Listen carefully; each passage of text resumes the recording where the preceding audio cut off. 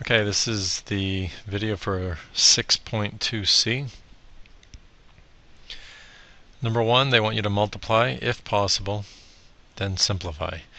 Remember, you can only multiply radicals if they have the same index. And both of these have 2 for their index, so we're able to multiply them. So the square root of negative 5 times the square root of 5 is the square root of negative 25. You multiply the radicands together to give you a new radicand. At this point, you want to extract the negative to make it an I, and then you're going to have the square root of 25, which is 5. So your answer is 5i. Number 2, you have the cube root of 9 times the cube root of negative 24.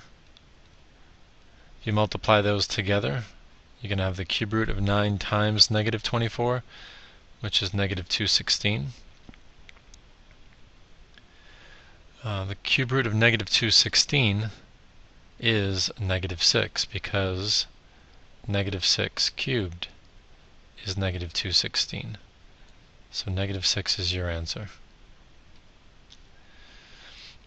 Cube root of 32a to the 5th.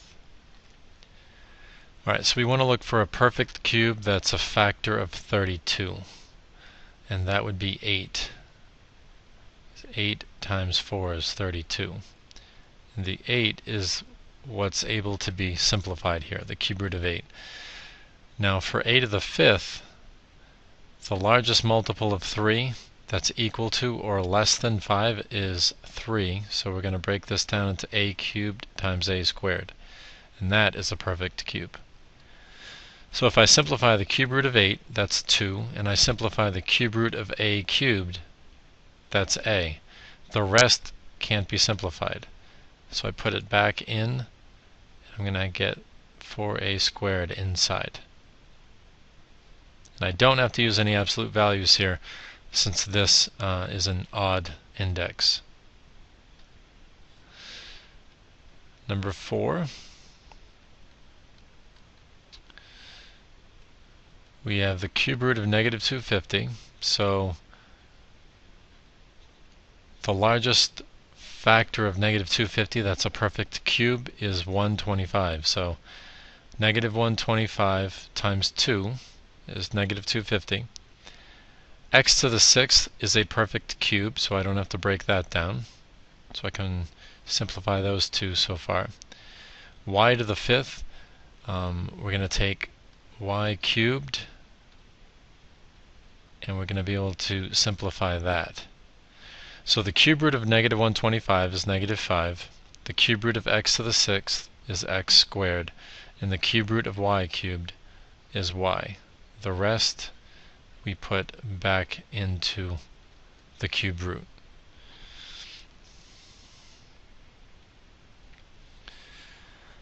Number 5 says multiply and simplify. So what we can do before we actually multiply is we can simplify and then multiply, and then maybe even simplify again after that fact. So we're looking for perfect fourths. That's a factor of 81, and 81 itself is a perfect fourth. It's 3 to the 4th power. So we can break 81 down by not doing anything, just leaving it like that. X to the 5th has an x to the 4th in it, so we'll break that out. And y to the 4th is already a perfect fourth, so we'll leave that alone. Now let's break down the other one. 32 has 16 as its factor, and 16 is a perfect fourth. So we can write this out as 16 times 2.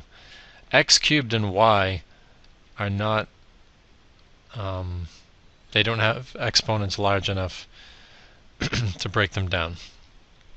So the 4th root of 81 is 3. The 4th root of x to the 4th is x. The 4th root of y to the 4th is y. and then we're going to leave that x in here. The fourth root of 16 is 2, and then we're going to put the rest inside the radical.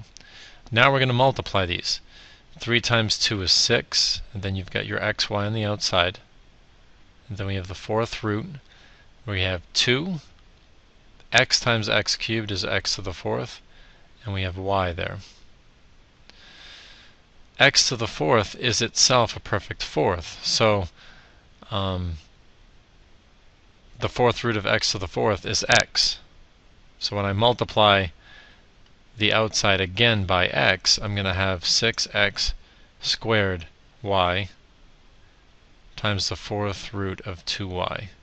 And we need absolute values on here since it's an odd power and it came way back when from an even root.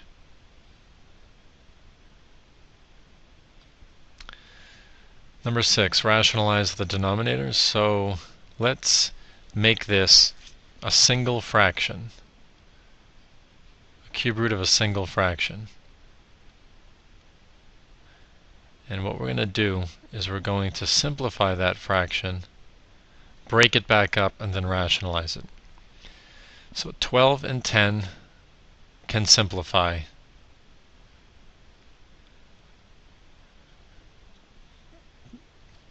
Into 6 over 5, because if you divide both of these by 2, a over a cubed results in a squared in the denominator. B cubed over b results in a b squared in the numerator. C squared over c gives you a c in the numerator. So what we can do now is we can split this back up, make it look like the original problem. And now we have to decide what to multiply the denominator by so that we get a perfect cube. We're going to multiply this cube root of 5 by the cube root of 25, because if we do that, we're going to end up with the cube root of 125, which is 5. A student just came in, so broke my train of thought. Where was I? Alright, yeah, so we're deciding to multiply by the cube root of 25 so that we get the cube root of 125, which would end up just being 5. The cube root of a squared, if I were to multiply that by the cube root of a, I would end up with the cube root of a cubed, which is a. So we've gotten rid of this cube root. So whatever I do in the denominator, I have to do to the top, the numerator. So when I multiply that out, I'm going to get the cube root. 25 times 6 is 150. B squared C A. So let's write it out in alphabetical order. A, B squared, C. And that is your answer.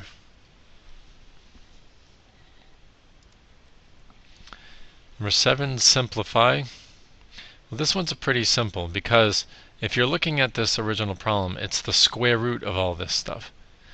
All of these three things are perfect square roots. The square root of 81 is 9. The square root of c to the 48 is c to the 24th. The square root of d to the 64th is d to the 32nd, and you're done. You don't need absolute values because these are even powers.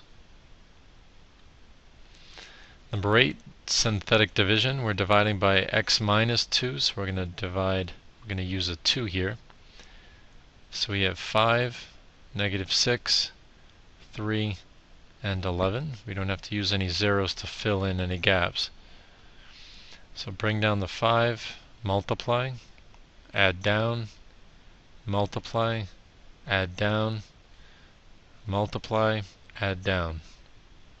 So there's your remainder, your constant, your x, and your x squared. So you don't want to leave it like this. You actually want to write it out. 5x squared plus 4x plus 11 with a remainder of 33. Number 9. So we have an I in the denominator. We can't allow that to happen. So we have to multiply the numerator and denominator by the conjugate of the denominator, which would be 7 plus 5i. So if I distribute that negative 1 in there, I'm going to get negative 7 minus 5i divided by, because these are conjugates, I'm going to take 7 times 7 and multiply it. I get 49.